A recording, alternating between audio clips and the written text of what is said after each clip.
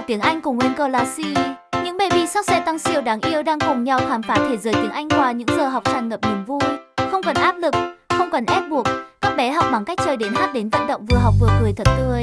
Từng âm thanh hello, bà, club yêu hăn được các con lặp lại một cách tự nhiên, đáng yêu và đầy hào hứng.